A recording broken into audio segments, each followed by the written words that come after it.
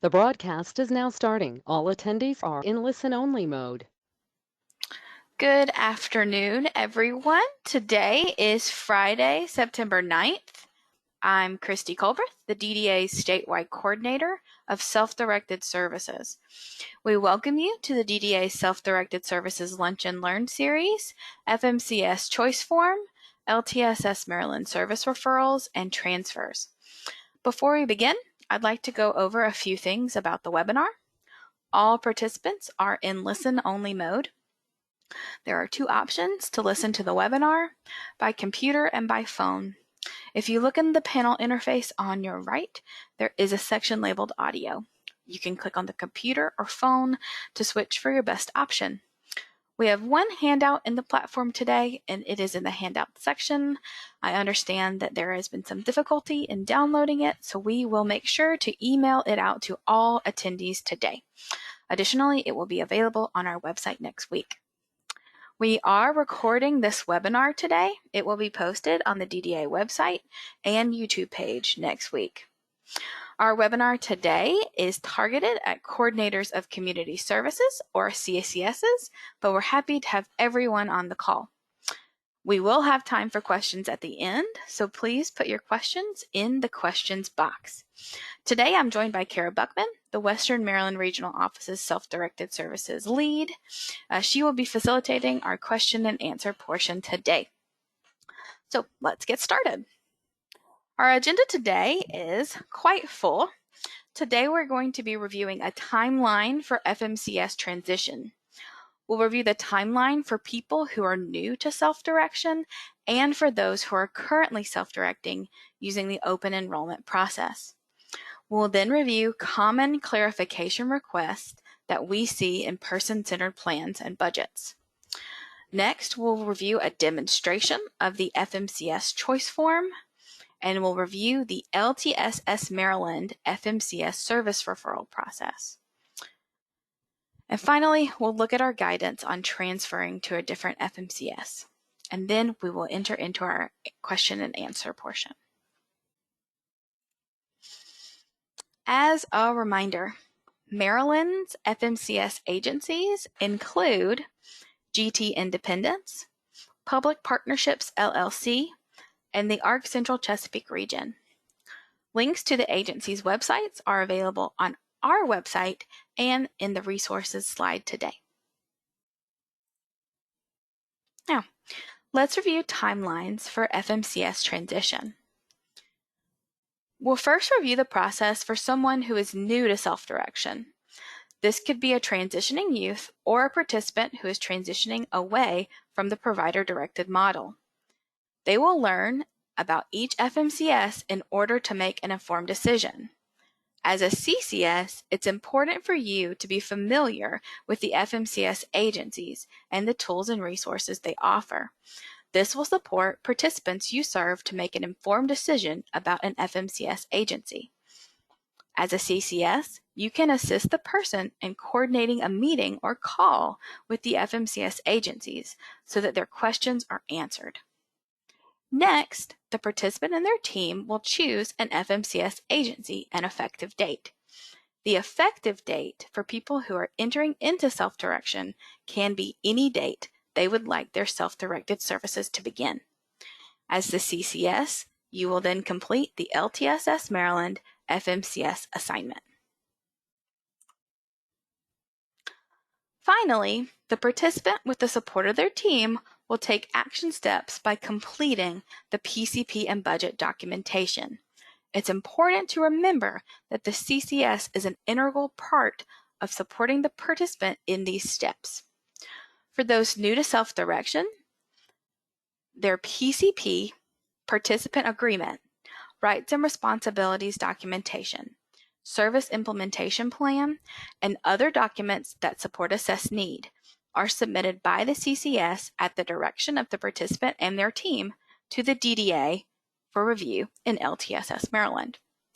Once the DDA approves the PCP, the team submits the self-directed budget sheet, family as staff form, and any wage exception forms to the FMCS. It's important to remember that the team should submit any documents the DDA approved to the FMCS if the effective date is in the future, as they do not currently have access to LTSS Maryland until the participant's effective date. Now, let's review the open enrollment process for people who, let's review the FMCS transition process for people who are in open enrollment. This applies to participants who are currently self-directing. Participants currently self-directing must also learn as much as they can about each FMCS in order to make an informed decision. Again, it's important for CCSs to be familiar with the FMCS agencies and the tools and the resources they offer. You can assist anyone you support in coordinating a meeting or call with the FMCS agencies so that their questions are answered. Once a participant chooses, you as a CCS will complete the FMCS participant form and the LTSS Maryland FMCS assignment. Finally, the team will take action steps to transition to the FMCS. That includes the team sending all documentation to the FMCS and meeting with their new FMCS team. Now, we have two scenarios for you regarding open enrollment transitions. Our first scenario is a participant's annual plan date is before the first effective date option, October 1st, 2022. So in this scenario, a participant's annual plan date is September 2nd, 2022, and they have chosen October 1st as their effective date.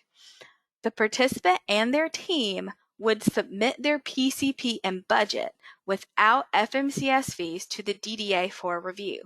This is the old original process for PCPs for self-direction. The DDA regional office would review and approve the PCP and budget and send it to the current FMS. The team then works through open enrollment together.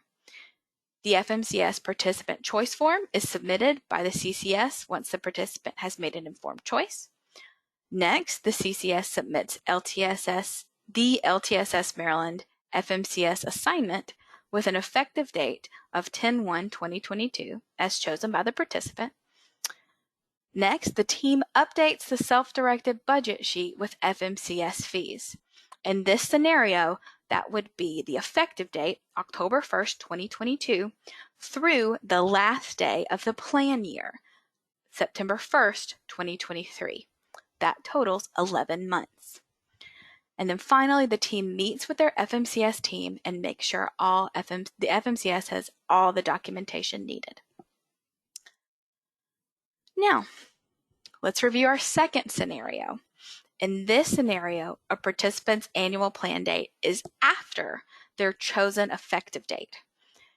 For this example, the participant's annual plan date is October 15th, 2022. They have chosen October 1st, 2022 as their FMCS effective date. The participant and their team must complete open enrollment with their current PCP. The CCS completes the FMCS participant choice form after the participant has made an informed decision. The CCS completes the LTSS Maryland FMCS assignment with October 1st, 2022 as the effective date. Then the team meets to update the FMCS budget sheet with FMCS fees. In this scenario, that would be the effective date, October 1st, 2022, through the end of the plan year, October 14th, 2022. That will be rounded up to 1 month. The team meets with the FMCS and then meets with the FMCS team and makes sure all documents are sent to them. The team should also be preparing to send in the PCP for the 10/15/2022 annual plan date to the DDA. As a reminder, the documents sent to the DDA are the PCP, the participant agreement, the service implementation plan, the rights and responsibilities documentation, and any documents that support assessed need. Now, I know that these scenarios and timelines can be very confusing. Please reach out to the Regional Office Self-Directed Services lead or to myself to confirm the process you should support a person through. We're available and happy to help. Before we continue with our demonstrations, I'd like to take a few minutes to review some common clarification requests we see while reviewing PCP and budget sheets. Please keep these in mind while you're working with teams to submit PCPs to the DDA and while sending updated budget sheets to the FMCSs. First, let's review the PCP service assessed need justification. It's important to provide justification for all waiver services requested. Community Development Services, or CDS, and Dehabilitation 1-to-1 and 2-to-1 require specific justification. The justification for these services, if there are medical reasons, is an HRST of a 4 or higher. The need should be noted in the HRST and signed off by the nurse. If the need is a behavior support, the need should be noted in the behavior plan. If no assessed need for 1-to-1 or 2-to-1 supports, if there is no assessed need for 1-to-1 or 2-to-1 supports, the CCS should include CDS Group 1-to-4 or Dehabilitation Group in the detailed service authorization. Next, a correct and complete participant agreement should be completed with the PCP in LTSS Maryland. Please use the most recent version that was revised on January 31st, 2022. A link is provided in this slide.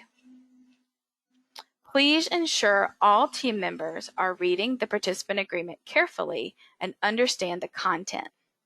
Remember, there are 3 options for the participant agreement. Option 1 is that the participant chooses to be primarily responsible for the agreement. Option 2 allows the participant to designate a representative who will be responsible for the agreement. And option 3 allows the participant to name team members who will support them in their responsibility of the agreement. Give me 1 second.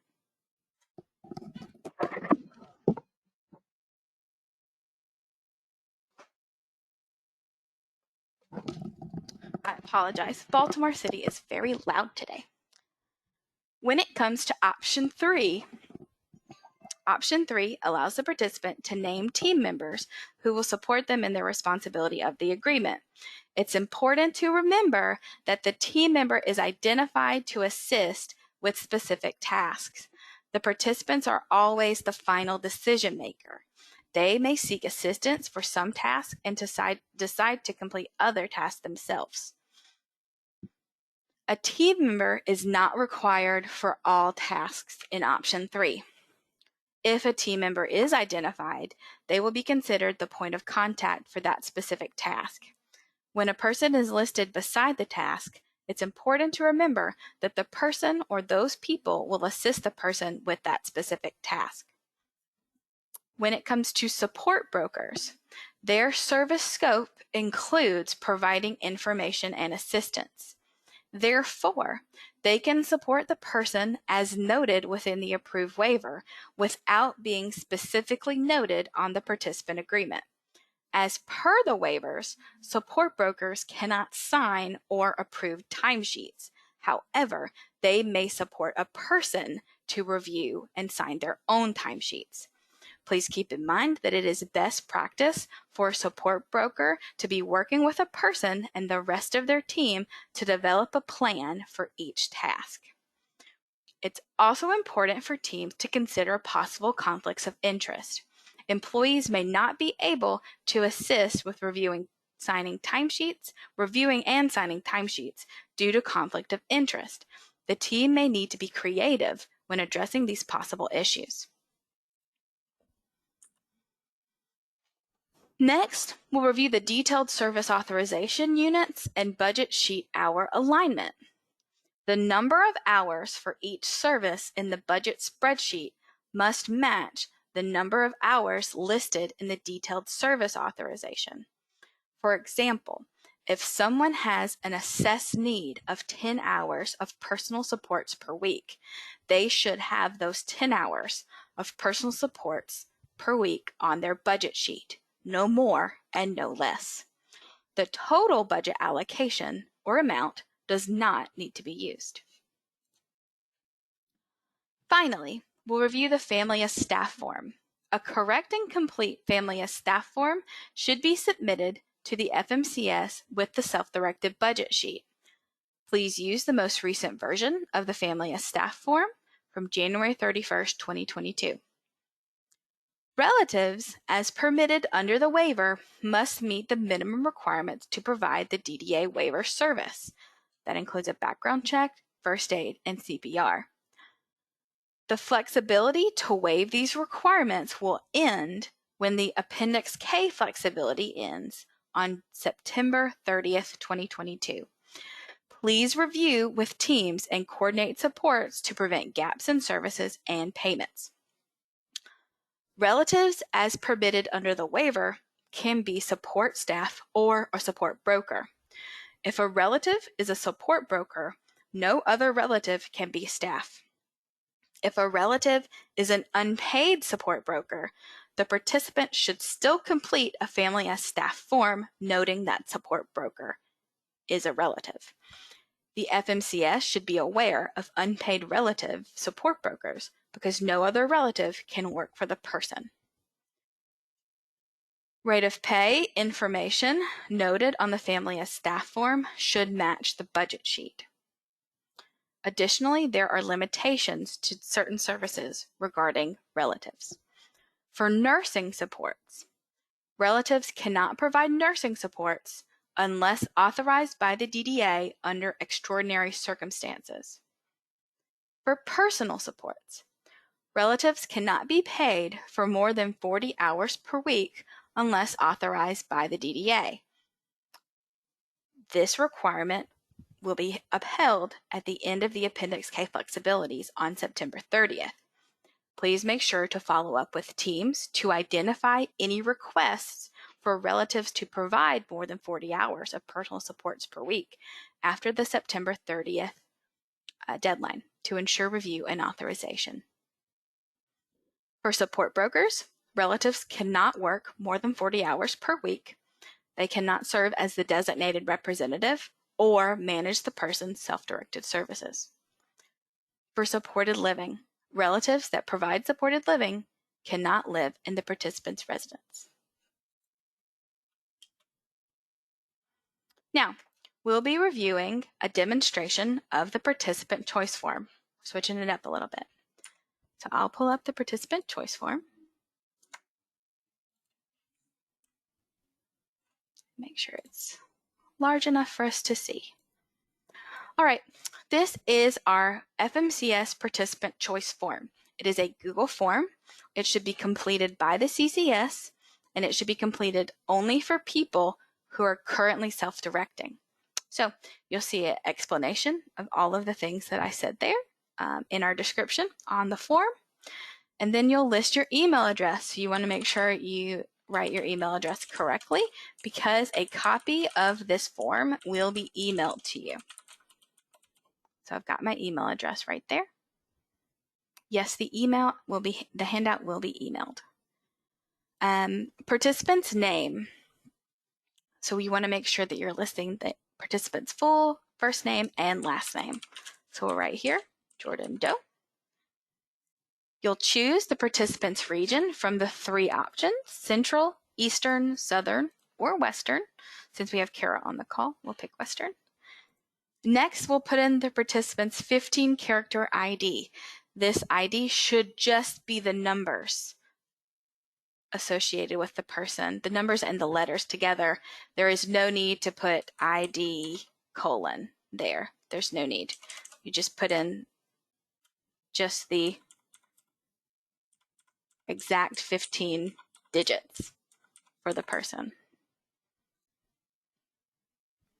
Next, you'll go to the next section and you'll see FMCS agency choice, and you'll have the three options. So you'll choose from GT Independence, Public Partnerships LLC, or the ARC Central Chesapeake region based on the participant's choice. And then when you click next, you'll see an effective date choice. Because there is a 30-day runway requirement, October 1st is no longer an effective date option for people who are completing the form. So they will have the choice of only completing January 1st, 2023. Then they'll click Next. And then you as the CCS will type in your name to attest that the person that you're supporting has made an informed decision. Once you complete this, you click Submit here, and a copy of this form will go to your email address. You should download that PDF and email it to the participant and upload it into LTSS Maryland.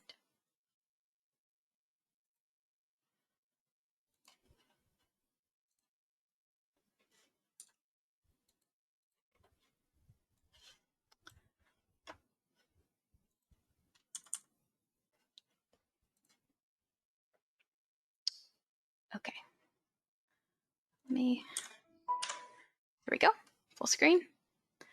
Just a few reminders regarding the participant choice form. The FMCS participant choice form should be completed by the CCS at the direction of the participant. It should only be used for people who are currently self-directing.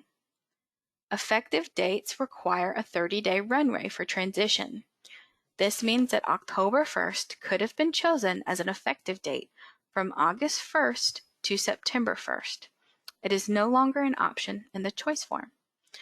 January 1st, 2023 can be chosen through November 15th, 2022. Anyone who completes a choice form after September 1st will have January 1st as the only option. Finally, if a choice form is not completed for a participant before November 15th, 2022 at 5 p.m., an FMCS will be assigned to them. They will have an effective date of January 1st, 2022. Now, we'll do a quick reminders regarding the LTSS Maryland FMCS assignment. The FMCS assignment in LTSS Maryland must be completed by the CCS for every person who self-directs, both new and current participants. For those currently self-directing, the effective date requires a 30-day runway. For those new to self-direction, the effective date can be immediate. Once the assignment is made, the team is responsible for ensuring that the PCP and all documentation is sent to their chosen FMCS. The CCS should support the participant to ensure these documents are sent. Now, we're not going to do a demonstration of the FMCS assignment. For a step-by-step demonstration of it, please review our guidance and training video. The links in this slide are available in our handout today and on our website. We will be emailing out this slide deck because the handout is not working as a download today. It will also be available on our website next week. Now, we'll review transferring to a different FMCS. We have updated our guidance to allow for future changes of FMCS agency to be completed at any time. The LTSS Maryland FMCS assignment must be made at least 30 calendar days from the new effective date. Best practice is to ensure participants understand the actions needed to change FMCS. Best practice is also to encourage participants and teams to ask critical questions now of all FMCS agencies so that an informed decision is made. If appropriate, please consider changing FMCS on tax quarters for ease of transition for employees and vendors. Here is an example of how an FMCS transfer may work. This participant chose January 1st, 2023 as their FMCS effective date using FMCS A. On April 30th, the team meets and the participant chooses to change to FMCS B. By the end of the day, the team notifies FMCS A and B that a transfer will happen on June 1st, 2023. The team gathers the documents needed to get to FMCS B. and that's the PCP, the participant agreement, family of staff form, current budget sheet, employee information, including wage rates, any wage exception forms, any vendor forms, service implementation plan, and employee and vendor schedules. The participant's current FMCS, FMCS-A, sends documents to the new FMCS-B. These include a list of expenditures from the participant's current year when they were providing services and tax information associated with the participant, their employees, and their vendors.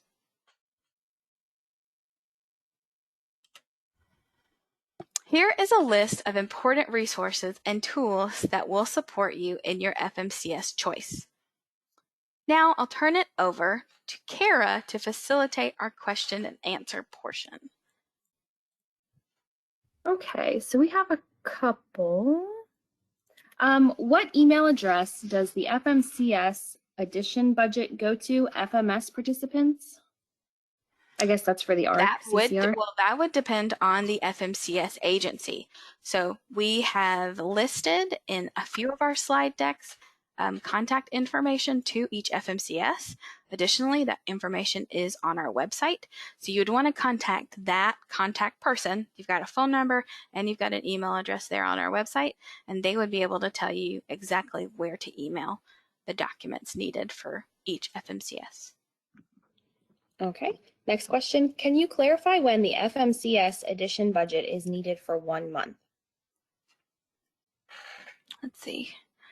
One more time. Can you clarify when the FMCS addition budget is needed for 1 month? Yep. So that is when a person has chosen an FMCS effective date that is after their chosen their annual plan date. So when it's needed for 1 month is when, I might have said that completely wrong. Let me pull up I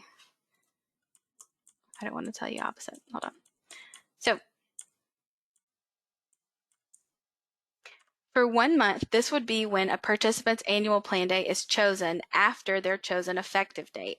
So if a participant has an annual plan date that is after their FMCS effective date. So if it's a 10/1 effective date, if the annual plan date is after that, then they would budget through the end of that plan year with FMCS transfer. And if you have additional questions about what process to use, what scenario makes sense for a specific person, please reach out to the regional leads and to myself, and we can make sure we give you the right information. Next question, who should inform the current FMCS of the change, such as if moving to GTI 10/1 from the ARC? How would the ARC be made aware that the change is occurring and when? That's a great question. So we're working on some additional guidance for teams on this, but the transfer process is directed by the teams. So it would be appropriate for a team to let the ARC know that they are transferring away on 10/1 to GT. And it would be important for GT to hear from you as a team that you'll be transferring to them on 10/1. During the 30 days, for the turnaround of 30 days, so in the month of September, the team, including each FMCS, will be discussing with each other. We'll be making sure the documents are shared between the two FMCSs for the person. So GT will eventually reach out to the ARC for questions regarding the employer identification number of the participant and additional tax information for employees. But it's also important that the team lets their current FMCS know that they'll be leaving. Okay. Next question. Should the support broker and CCS be listed on the participant agreement? Good question. Support brokers and CCSs should be listed on the participant agreement when they are being assigned to support the person with a specific task. They can be. It's all very person-centered. If they are supporting the person, they can be. As I noted, support brokers uniquely have a scope that includes information and assistance. So in order for them to provide support, they do not need to be included on the participant agreement, but they absolutely can be. Okay. Next question. In the service authorization and provider billing guideline, it does not note that a person has to have an HRST level of 4 or higher in order to receive CDS or DAHAB one-to-one. It does note that the need for one-to-one should be documented in the HRST and reviewed by the nurse. Can you please clarify these requirements? I can, Kathy. Those are the HRST of a 4 or higher is included in our waiver applications. So that's where we're getting that 4 or higher, but you're exactly right. The one-to-one does need to be listed in that HRST. Okay. Is the 40 hours for relative total for all relatives or per relative providing care? Per relative providing care.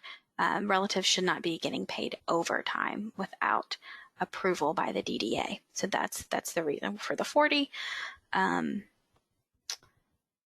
And it's important to note that that flexibility will end at the end of Appendix K. So if someone needs an authorization from the DDA, they should be working with teams to make sure that request is sent to the DDA soon. A similar question. Can a relative support a family member with 40 hours of personal supports, but also receive additional hours under another budget line item, such as 5 hours of CDS? That's a great question, and the answer is no.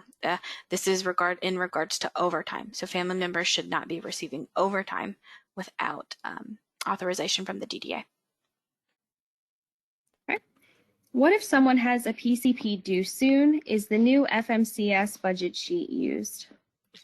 Like I mentioned, there are certain scenarios. If it depends on when the effective date is.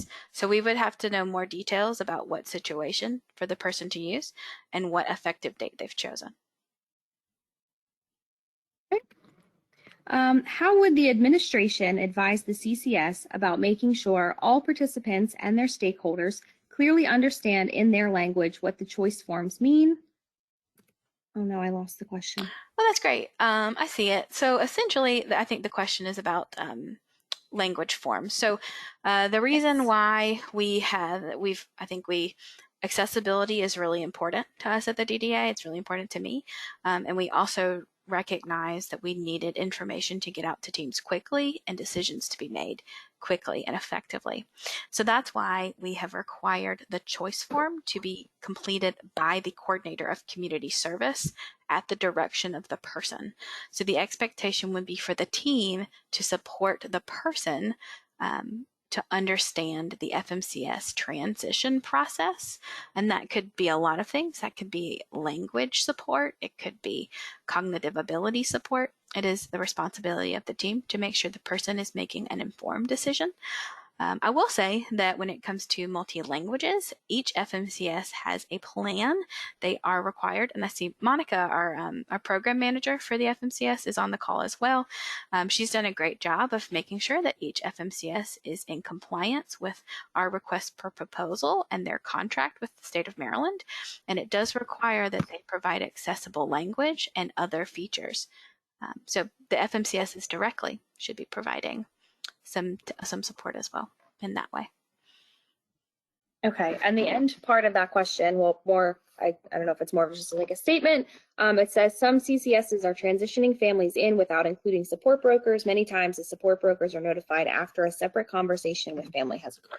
Yep, and I think we want to make sure that people are making decisions with the support of the team that they want to help them make that decision. Support brokers can absolutely be a support person to help the person make an informed decision on the FMCS. It's also entirely appropriate for a participant and their team to just let their support broker know as a vendor or employee of their chosen FMCS. It really is up to the participant who they want to include in those discussions. Okay. If the effective date is before 10/15, however, a revised plan is completed for a different reason, would the FMCS be added to the budget sheet? That's a great question. I would want to see the details of that person's plan since we have a revised plan. in addition to what's happening with FMCS transition. So please reach out to the regional offices and to me, and we can help you make sure that you're going through the right process. Okay. What will happen if the FMCSs are not able to complete the transition by October 1st? They are required by contract to. Maybe, Monica, are you on the call? She might be unmuted. That's a really great question for Monica. She's still here? Can you hear me? I sure can. Monica, the question, this is Monica Hariri. We're very thankful to have her. She's the program manager for the FMCS contracts. So the question is, what will happen if the FMCSs are not able to complete the transition by October 1st? Well, we have corrective actions in place that we can take that I do not want to go into details about that, but we are actively working as aggressively as possible to make sure that all of our FMCSs are online. So we don't anticipate that being a problem. Great. If it is, if you are concerned about it, please let me and Monica know. We're happy to make sure we walk alongside to make sure that does not happen. Thank you, Monica. Okay. If an individual does not have a behavior plan or nursing support, but requires one-on-one for CDS or DayHab for support/supervision and guidance, could the team or CCS write a summary of need to support it? Or does it truly need to be documented in a behavior plan or nursing? Some things just don't fit in a behavior or nursing care plan. Well, yeah, exactly. So the justification for one-to-one CDS and DayHab is an HRST of a 4 or higher. But it's important to note that HRST should be clear that the person needs the support of the one-to-one, and that has to be signed off by a nurse. Okay. Can you provide more guidance when SDS, I guess it's backup staff, on the budget? We were informed that SDS backup staff will no longer be approved. I would really need to understand what the need for backup staff would be. Like we mentioned earlier, an important clarification request that we have seen is that if a person has an assessed need for 20 hours of personal supports, those 20 hours per week of personal supports need to be listed in the budget sheet that way. So that would be no more or no less. I think we've seen some people have an assessed need for maybe 20 or 30 hours of personal supports per week and list that in their budget. And then they'll add additional hours into personal support emergency backup. But that is not approved in the detailed service authorization, those additional hours. So the person would need to prove the assessed need for those sorts of things. Like backup staff. It doesn't mean that someone doesn't need it. If someone has an assessed need for additional backup, for additional personal support hours on a less frequent basis, they can include that in their person-centered plan. Additionally, if someone has a need for respite, they can include that in their plan. Self-direction is inherently pretty flexible in this way. After January 1st, are we to submit and ensure approval of plans at the quarter markers, January 1st, April 1st, July 1st, and October 1st? Plans should continue to be submitted in the timeline of the person-centered plan process. So they should follow the person's annual plan date, not the quarter markers. We're suggesting that if someone wants to transition from a different FMCS, that if they have the ability and it's appropriate, that they should consider changing FMCSs on the quarter. Okay. Will staff have to be rehired with new FMCS agency paperwork? That's a really good question. I will say that each FMCS is responsible to make sure that employees meet the requirements of the service in which they have been hired to provide. So if someone, I think the question is if you're switching FMCS agencies or if you're staying with FMCS agencies. Let me be clear. It does not matter if you're staying with an FMCS agency or if you're switching to a new one. There will be paperwork to be done during the FMCS transition process. The next question seems very specific about a sole practitioner license waiver application. So Yep, we'll not skip gonna- that one, and you can reach out to us directly, and we can help you out. And then there's a comment, a one-to-one would not be listed in the HRC with the exception of related to behavior one-to-one arm's length at Thanks, all Marty. working hours. Thanks, Marty. We'll chat soon to make sure we're being clear. We'll get some more clarification to CCSs on Tuesday about that. Annual plan date 10/13/22 and effective FMCS is January 1st. New budget sheet, correct? If an annual plan day is 10/13 and they've chosen to switch to January 1st, they would go through the process. They should go through the old process. So they would complete their PCP and their budget sheet without FMCS fees from 10/13 through December 31st, through the effective date, and they would complete the open enrollment process for January 1st onward. Okay. What are the forms of language supports? What are the forms of language supports? I'm not sure I understand the question, but I think it's in reference to the previous question. For FMCSs and what sorts of supports they provide. Yes. It is very extensive, so my suggestion would be to reach out to the FMCS agencies directly. Could it be possible to have a report in LTSS for supervisors to pull which global referrals in LTSS have been completed? Would that be beneficial? A good question. So I will tell you that I email out global referral reports to the new FMCSs once a week so that the new FMCSs are aware. I also do some review of choice forms versus global referrals, and I have been emailing those CCSs when a choice form has been made, but not a global referral. I've begun to include the lead at the agency on those emails. I started that this week. So let's talk offline about what it looks like to support supervisors. I think I'm willing to help and be a part of that solution as long as we have the data available to be able to reach out. Okay. The next question seems very person specific about legal guardians doing overtime, waiting on a decision from DDA. So that, how are support brokers paid prior to SDS effective dates if the participant desires support broker support in development of the budget?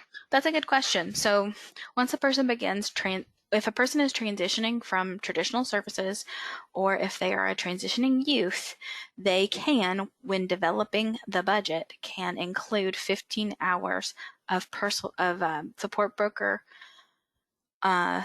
startup, and that would be exactly what you're talking about. Support broker in developing. They can support in development of the budget and can support in, maybe more importantly, development of some HR tools like employee handbooks and policies and things like that.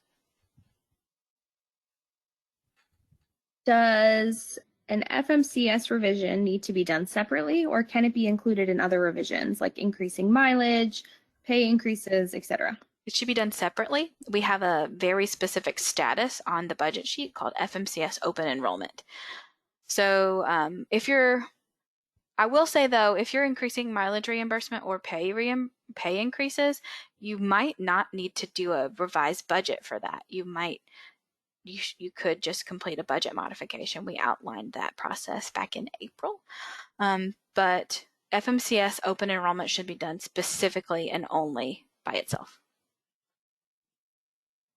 Will the self-directed referrals have to be updated annually or only updated if the person wants to switch FMCS agencies? That's a good question. Only when someone is switching agencies. After the global referral is made the first time, that will be their agency until they choose to pick another one.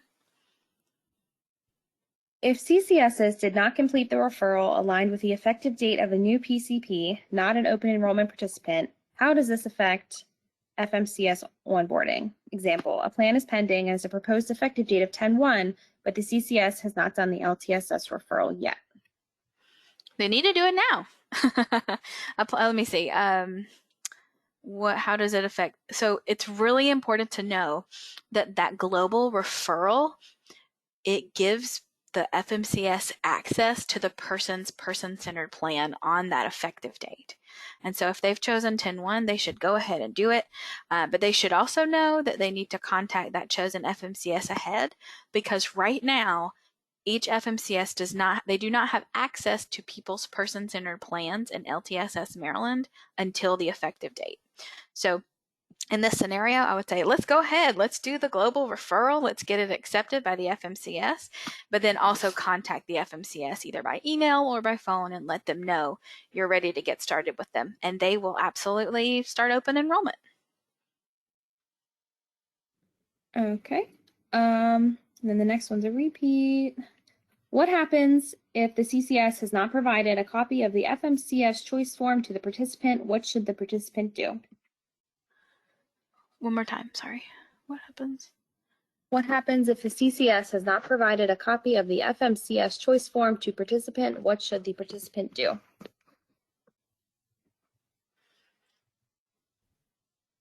They should ask the CCS for their copy of their choice form. It is the responsibility of the CCS to make sure that they get a copy. I think that's really important since we are confirming an important choice. If you're having trouble, please contact me. I can pull the PDF. I can pull the PDF manually. I would prefer to not we get several hundred choice forms a day. I would prefer to not spend a lot of time manually pulling reports, but if you definitely need it and can't get it from the CCS, please let me know. When completing an updated budget form with FMCS fees including, the document seems to prorate for the FMCS. Should the prorated number be used through the budget, or should it be 12 months or 52.143 weeks? When completing an updated budget form, the FMCS fees... Oh gosh, I lost the question. The document seems to prorate. So the document wouldn't prorate automatically. If someone is completing the budget sheet during open enrollment, they would use the calculations on the budget sheet. So they input the effective date and input the annual plan date, and it automatically calculates the number of months you need to budget for. And that's the number of months you put in the months column on the budget sheet. If someone is doing a plan for an entire year, say someone who is entering into self-direction, they would do the budget sheet for 12 months. Okay. There have been clarifications for exemption staff wage forms when the wages are higher due to the Montgomery County rate. Is it protocol to complete the exception form if the person is living in Montgomery County or other counties with the higher reasonable rates? Yes.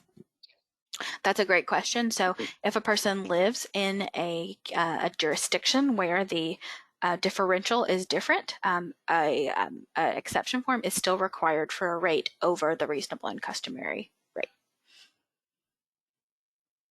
Okay.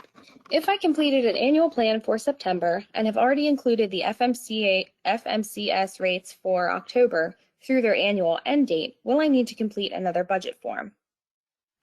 I have completed the choice form and LTSS assignment already. I would need to know some more details. So reach out to me. I'd need to know when the person's effective date was. I'd have to know a couple more things. So please reach out to me and we can chat.